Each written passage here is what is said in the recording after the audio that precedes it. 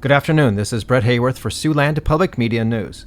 There has been a lot of recent news concerning candidates for the U.S. Senate seat in Iowa. Republican candidate Ashley Hinson said she would like to create more tax incentives for first-time homebuyers. She made her comments at a campaign event in Ankeny with U.S. Senate Majority Leader John Thune, who traveled over from his home state of South Dakota. Hinson hosted a roundtable to discuss how tax cuts and Trump administration policies are affecting Iowans. Hinson says federal legislation that removed taxes on tips and overtime hours helps people save, but there needs to be more support. Additionally, Jim Carlin of Sioux City, the other Republican candidate for the U.S. Senate seat being vacated by Senator Joni Ernst, on Monday criticized Hinson for what he called her electioneer interest in banning congressional profiteering on insider knowledge. On the Democratic side of the race, candidate Zach Wahls held a campaign event with Massachusetts Senator Elizabeth Warren on Sunday.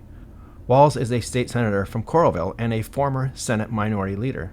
He was joined on stage by progressive Democrat Warren, who ran for president in 2020. Warren said Wahls is the best candidate to take on Republicans in Congress and to fight for policies that make basic necessities like housing more affordable for Iowans. Wahls faces State Representative Josh Turek of Council Bluffs in the Democratic primary on June 2nd. Early voting in the Iowa primary begins on Wednesday, March 13th. And now more news from Alejandra Perez.